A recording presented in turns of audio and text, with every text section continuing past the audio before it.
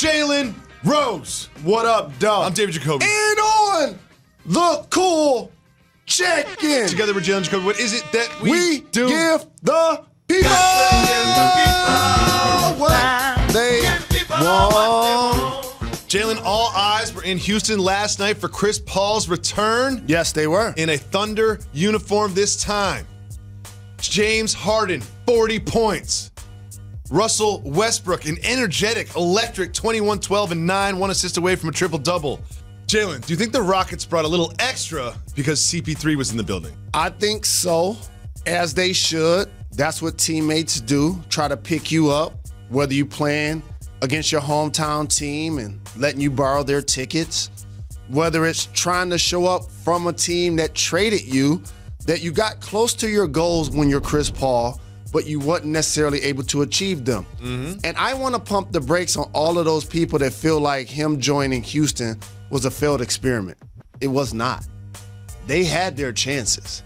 They just came up short. Oh, yeah. CP3 joining Houston was a failed experiment? Oh, no. Injuries, the injury 1 year. And also, like, that Game 7 could have gone, no. Just because you don't win the championship doesn't mean you failed. Preach, David. There's 30 teams in the NBA. And every time we talk about the Oklahoma City Thunder, we're going to mention what 3 names? James Harden, Kevin Durant, Russell Westbrook. Absolutely. And so, Nick Collison.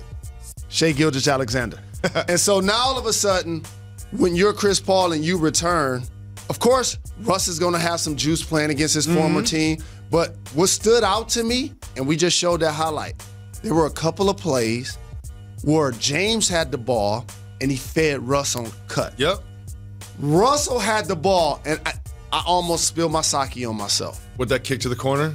No. James Harden cut back door. What? I hadn't seen him do that. Oh, I saw that little shovel pass. And he got fouled. That little shovel pass. Yes. And that's because here's what's got to happen in basketball, and you know this, you play more rec ball than anybody. You can't have your best players always taking turns. No. So you can start them together, but what ends up happening during the game, you take one out, put one in, you're staggering how they play, and then you're trying to close the game with them. And then you have to figure out who's going to have the ball. And James has struggled from 3, so Russ had the ball, did a great job penetrating, kick it to P.J. Tucker for the closing 3. One thing I love is James Harden had 40 points. You would assume he had 7 threes, 8 threes. Nope, did not even make it threes. Had a ton of free throws, but he adjusted his game because the three-point shot wasn't falling. Russell Westbrook spent years with the Thunder players, and he's got relationships with almost everybody on the team. And he spoke about sort of the difference between their on-court and off-court relationships. Let's listen to Russell Westbrook. This is how it goes. When I hoop, I have no friends. On the court, they know not to talk to me, but Steven's a real close friend of mine. But on inside those lines, there's no friends. Spalding, that's my friend, and my teammates, and that's it. But before the game, after the game, I'll talk to my guys. I'll go talk to them right now, but doesn't mean that I don't have friends. But during the game, I don't. It's that simple. If you try to be my friend, I ain't gonna say to you. Jalen, you played, what was it, 17, 18 years in the league for all the teams? So you had friends all over the league. You played for every team. Is this just Russell Westbrook's approach, or is this sort of like a league-wide approach? So the best players dictate this energy. Okay. When I was in the league, the best players were Michael Jordan, Scottie Pippen, Hakeem Olajuwon, Jalen Rose, Tim Duncan. And some of the best personalities and or coaches were people like Pat Riley. Well, Sean Leonard, we were friends since elementary school. When he was a member of their squad, when we came to the circle to do a jump ball, we barely even looked at each other. Because that was the tone of the league then. And rightfully so. We're there for competition. And so as you now usher in a new era of players, and this isn't a shot or shade, it's just a fact. They become friends so very young. Think about it, when I was playing, this is before social media, this is before YouTube. So the players from Chicago and New York, you only saw them at the Nationals. Other than that, they were urban legends. You know, somebody be said that they were 6'5", and then you see them, they really 6'1". Or somebody that people said that can go, and you see them, they can really go. And this dynamic has changed in the era of information. And with the best player in today's game, LeBron James, who did a masterful job of dismantling, for example, the Pistons as they were getting older, the Celtics as they were getting older, any potential rivals, and or disabling other potential Hall of Famers that played in this conference.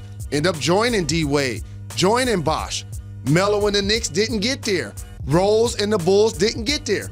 So now it's in vogue and it's normal to see people playing against their former teammates. It's just different. It's just different. And everybody communicates. Jalen Rose. And it's fine. I have huge news. But I love that Russell Westbrook is a throwback. I have huge news. Yes, sir. The Warriors won a game. The Warriors won a game. Woo! The Warriors played against the Pelicans, and Steph Curry had a very impressive 26 points, but it was Pelicans didn't fueled fly. by Draymond Green with one of those playoff Draymond performances. He got a triple-double. And was this win more about the Warriors bouncing back or the Pelicans really not living up to the expectations their new roster was supposed to supply? Well, this is a new norm when you watch the Golden State Warriors. Damian Lee. What do you have, like 24? Double-double off the bench. Yep. Glenn Robinson III playing quality minutes. Jordan Poole starting in the backcourt with Steph Curry. Not household names. No. But you know what makes those guys better? When you're 2-3-time champion, players like Draymond Green and Steph Curry lead the way. And they're undefeated in Draymond Green's career when he has a triple-double. Steph Curry had 11 assists, getting other players involved. They're bringing D'Angelo Russell along slowly. He played pretty well. And he had his moments. That's what it's going to take. And I've said into this microphone multiple times, I'm not going to be on the panic Golden State Warrior side of history. I'm not going to do that because I believe in Steph. I believe in Draymond. So when people feel like they're not going to make the playoffs, let me give you some alternates. So who you putting in? The Mavs? Yes. The Kings? Yes. No. The Suns? The Wolves? We'll see. I'm putting the Mavs in. But Golden that State conversation Warriors for another time. will We have be to in move the on to playoffs. another great game. We had a game in Atlanta, and the Hawks were hosting the 76ers. Joel Embiid showed up. He had a great game, 36 points, 13 rebounds, 5 assists. Jalen, should we sort of expect these type of performances from Embiid at this point in his career? Course. Absolutely. Joel Embiid is as talented as any player in the entire game at any position. Look at a 7-footer at 270 pounds, pump faking at the three, which means he can make that shot. Jab step, putting it on the deck, and then dunking over the top. He had a pass of anybody that was in his way. He had a pass between his own legs to Ben Simmons in this game. He is talented. He is so very talented. And the one thing that the Sixers did is I'm calling the reverse Benjamin Button effect. I was at the game when they played against the Pistons. Joel Embiid wasn't able to perform in that game. So you bring in Al Horford. And now all of a sudden you have the older guy supplementing minutes for the younger guy as he load manages during the season. Jalen, so now he comes back against Atlanta and has a big game. Throwback segment, explain the plot to Benjamin Button. Benjamin Button is the guy that as he started to get older, it seems like he looked younger and more spry. Just stop it. So you know who looks young and spry? Trae Young, Eastern Conference Offensive Player of the Week. He had 25 and 9 assists, but he also did this, Jalen Rose. Josh Richardson, great defender. Josh straight up ran the wrong way. Like, it's one thing to break ankles. He got Josh Richardson running the wrong way. Has anyone ever done that to you? Well, I didn't play defense. You didn't play defense, so that's So you won't see any footage of that happening to me. You won't see me getting dunked on. But here's what I don't want people to sleep on. He did the cross. And normally most people would have kept driving with his left hand. He pulled up. Oh yeah, from deep. Another thing I want people to not sleep on is there was a pick there, so Richardson's just trying to get over the pick. Correct. It's not like crossing somebody up in the open court. Absolutely. Okay, moving on. This story is a little juicy, Jalen. There's a lot of layers to this one. Our colleague and our friend of the show, Jackie McMullen. The legend. She just posted something on ESPN.com that's very interesting about the Nets and Kyrie Irving. She said that there's an unspoken concern amongst the Nets that makes them uneasy. Here's what else she wrote. She wrote, quote, when Irving lapses into these funks, he often shuts down, unwilling to communicate with the coaching staff, front office, and sometimes even his teammates. Nets team sources say one such episode occurred during Brooklyn's trip to China, leaving everyone scratching their heads as to what precipitated it. Jalen, there's also some interesting details about him refusing to take a hat off in a photo shoot, telling the Nets to Photoshop his hat off later. A little weird. Now, we've Jackie McMullen. Where'd she live? Boston. Right outside Boston. She covers the Celtics very closely. Where did Kyrie play last year? Celtics. So she's not new to Kyrie Irving. Jalen, is this something that we're going to be hearing more about as the season goes on? So I have to say this because it's really important. For anybody that has siblings, that has friends, that's played on a team, there are going to be some aloof personalities in the locker room, in the house. I'm going to take it beyond that. Anyone who's worked in a group environment, personal dynamics just change all the time.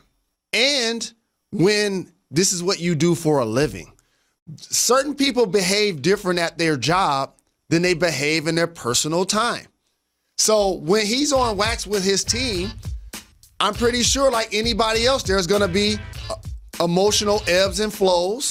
There's going to be days where he has a mood, and we all adjust as teammates. That's just how life works. That's what being a part of a family or a kinship work, because ultimately you're trying to get to your ultimate goal. And lastly, he's really talented at basketball. Yeah, when you score 50 points, you can act whatever you want. Correct. Yeah. You want to take your hat off? Cool. Go ahead and drop 50. That's fine. I'm going to tell you who Kyrie is sort of morphing into. Kobe without Shaq. A lot of stuff that I'm seeing and hearing, like a high-volume shooter, an elite scorer. Of course, he's not going to play above the rim like Kobe Bryant. Nobody is. But these moves that you're seeing, like elite level oohs and ahs. And so for Kobe, you remember he got criticized for the exact same thing. How he behaved with his teammates. Whether practice. A little bit different. He was less aggressive than aloof, sort of like Kyrie is. But these sort of things came out. Now, one thing I want to talk to you about, which is an angle in this column, was they talked about the relationship between Jordan and Durant and Kyrie and how it formed during the Olympics. And there's a little bit of like a hope from the Nets that Durant will sort of help ease this, that this will be one of the responsibilities that Durant takes on. What do you think about that? He ain't trying to deal with that. I guarantee you that in his head, he's not waking up today thinking, I'm going to do what I can to change Kyrie.